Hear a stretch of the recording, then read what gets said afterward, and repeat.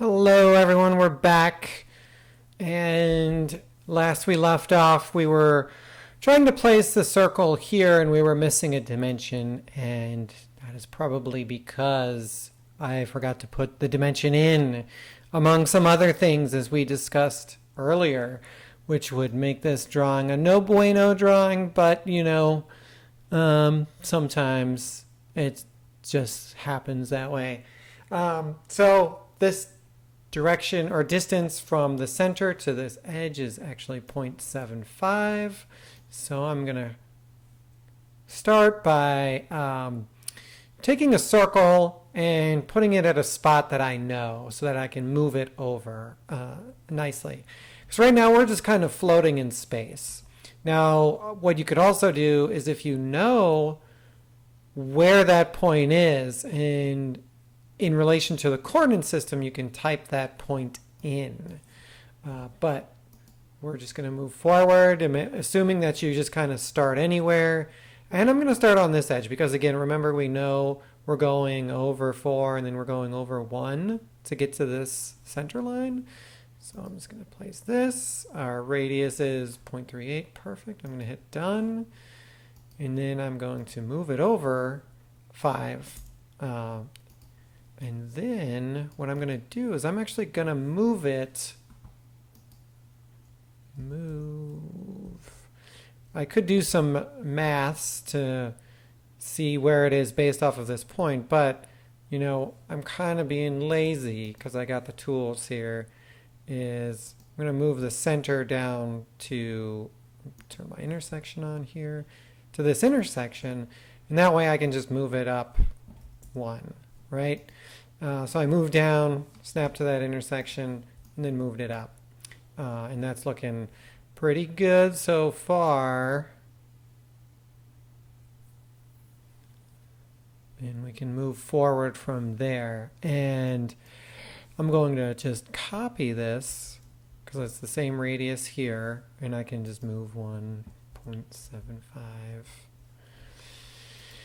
And before I go any further with these, I'm going to just make this other circle up here. And that's going to be pretty easy because I can also snap it to this center.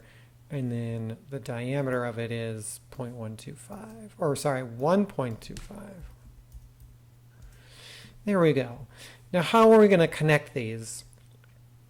Pretty simple is what I can come up and do is I can come to curve. I can also look for these down here, but I like to come up here to the top drop-down menus because it really does a nice job of telling me exactly what it is. And I'm going to go tangent between 2 curves, and that's going to draw that exact tangent line. So I'm going to pick this curve as my starting curve, and somewhere over here where I think that tangent might be, and it automatically will generate that. And then I can do this and this. And here using all the same command, right? And it's good that I didn't chop anything up because I might have lost this curve right here or this little section right there.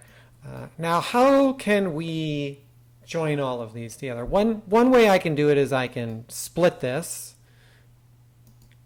and it's going to ask for my cutting objects and say I want to split it where this line meets the circle, so I'd have to select these and hit enter, right?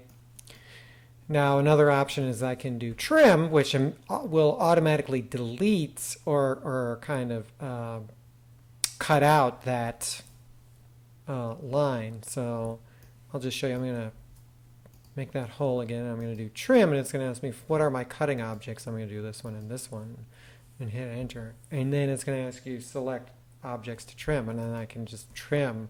And I could also potentially trim this here.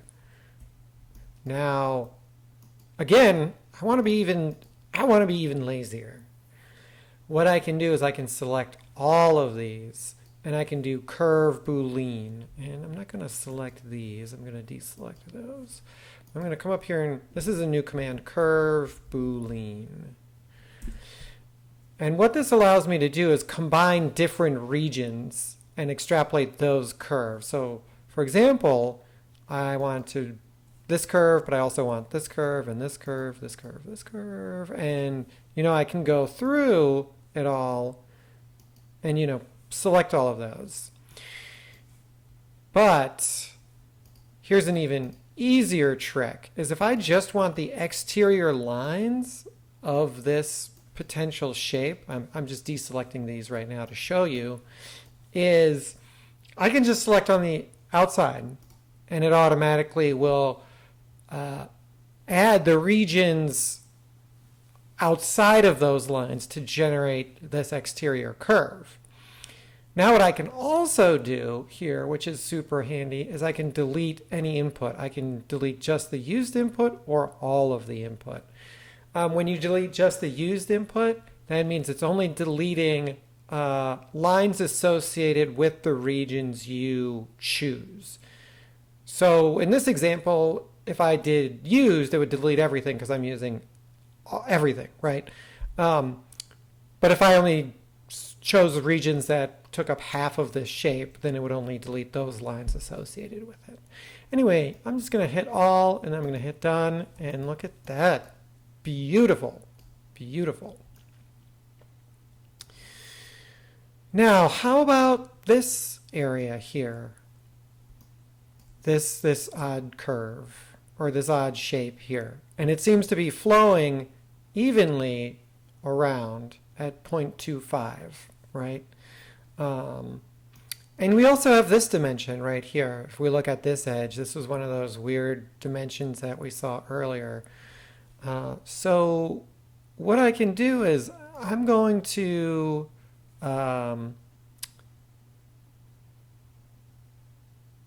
grab a line and just put a line down here, right? And I'm going to show you a real easy way of doing it. So here I'm just going to draw really any line. In fact, you know what? This line is free line. I'm going to grab that, copy it, and I'm just going to move it over 3.13, move it over, and then I'm going to bring it down. And what I'm going to do is I'm going to do the same thing with curve Boolean. I'm going to select all of these guys and do curve Boolean. And I'm just going to select that interior space.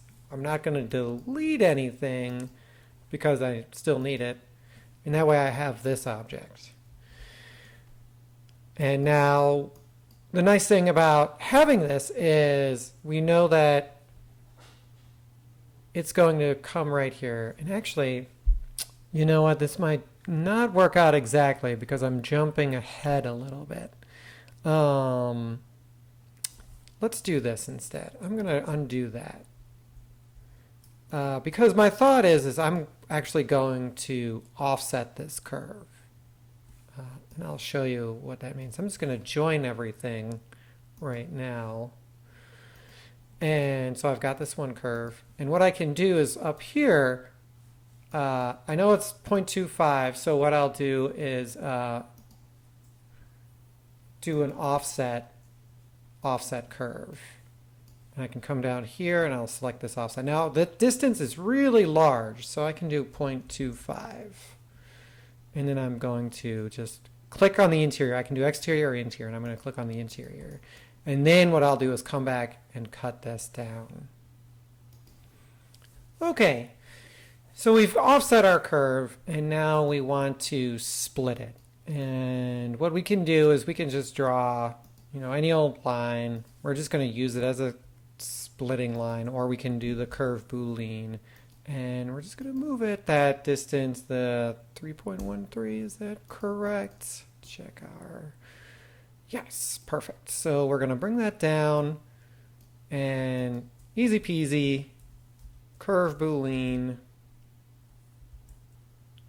this guy. We're going to delete the other ones because we don't need them.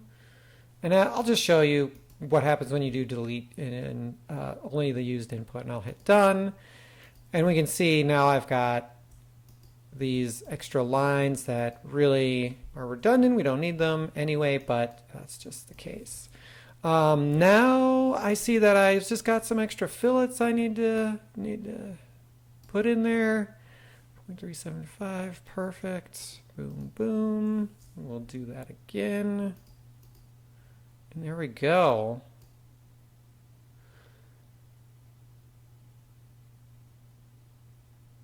That is looking good. All right. So what we're going to do next is we can just easily extrude this object up. And there's a couple ways to do it.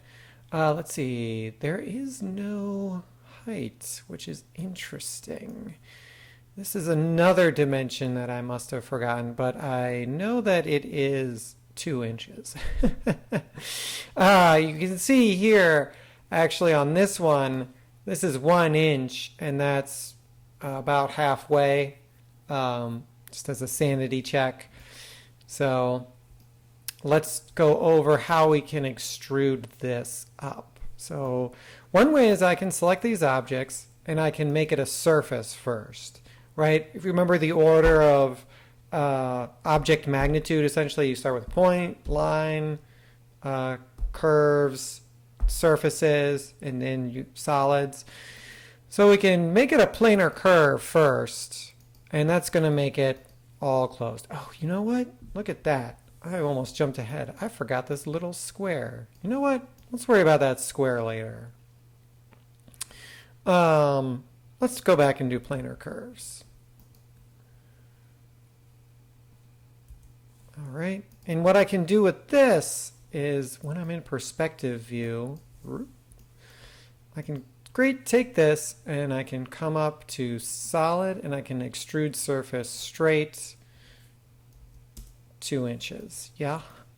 Or what I can do, which is a whole lot easier, is if you already know that this is planar, and it is because we're working only in the top view, we can select it and we can come back to solid and we'll extrude planar curve straight. And we'll go to perspective view so we can see, and then we'll type into, and there we go. And now we've got really more of kind of what we're trying to go for.